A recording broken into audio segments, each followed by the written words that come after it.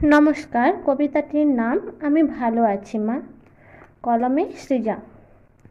আমি ভালো আছি মা, তুমি যেমন যেমন বলেছিলে ঠিক তেমন আছি।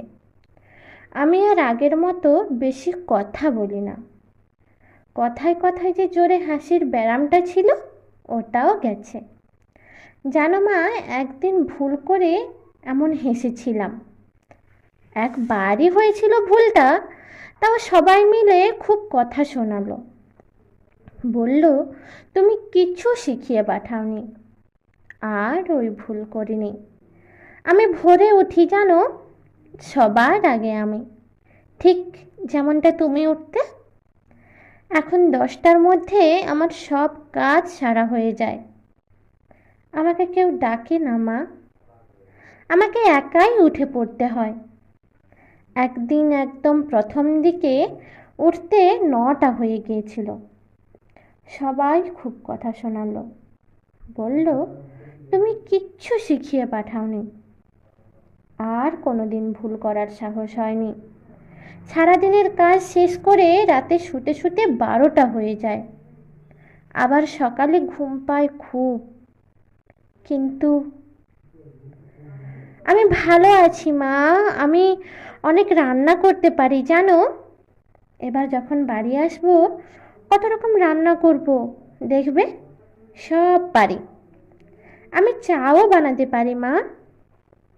মনে আছে একবার আমার চা বানানোর কত শখ হয়েছিল। আমি রোজ বায়না করে বিকেলে বাবার চা বানাতাম।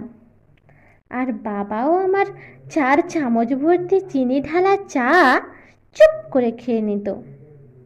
একদিন তুমি খেয়েছিলে ভাগ্যিস, না হলে কোনো দিন জানতেই পারতাম না কি বাজে চা বানাই আমি। একদিন ডাল বানাতে গিয়ে ভুলে 2বার নুন দিয়ে ফেলেছিলাম। সারাটা দিন ঝামেলা চলল। সবাই বলল মা তুমি আমায় কিচ্ছু শিখিয়ে পাঠাওনি। তবে যে তুমি আমায় রবীন্দ্রনাথ শেখালে। সবাই বলতো আমি কত ভালো গাই। আমি যখন শেষের কবিতা পড়তাম তুমি বলতে এমন করে কেউ পারবে না রে তেমনি। আমার ক্লাস 1 থেকে সব মার্কশিট গুছিয়ে রেখেছো। আমি হাসতাম, বলতাম কি হবে মা এগুলো দিয়ে, আমার তো মাস্টার্সও হয়ে গেল।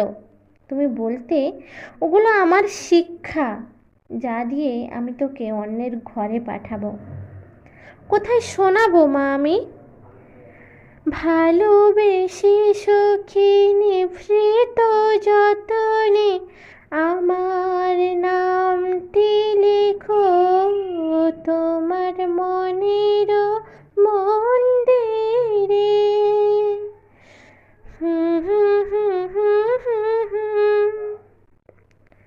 কোথায় খুলে নিয়ে বসবো সঞ্চয়িতা? আমি ভালো আছি মা, সবটা সামলাতে শিখে গেছি।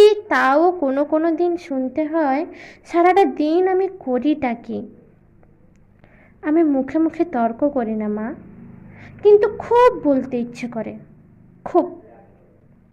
কিন্তু আমার সব কথা চোখের জল করে ঝরিয়ে দিই, যাতে কেউ না বলে তুমি আমায় কিচ্ছু শিখিয়ে পাঠাওনি। তোমার কাছে খুব যেতে ইচ্ছে করে, কিন্তু অনুমতি তো এভাবে পাওয়া যায় না।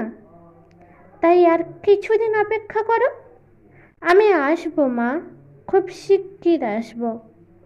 তোমার কোলে মাথা রেখে শান্তিতে ঘুমোবো। তুমি ভালো থেকো মা। আমি ভালো আছি মা, আমি ভালো আছি। নমস্কার। কবিতাটা শুনলেন কণ্ঠে অপর্ণা দাস ঘোড়ই। গাইস, যদি ভালো লেগে থাকে please do subscribe, comment and share. Please পাশে থাকুন, সাপোর্ট করুন। Thank you very much for watching. Thank you so much. Love you all.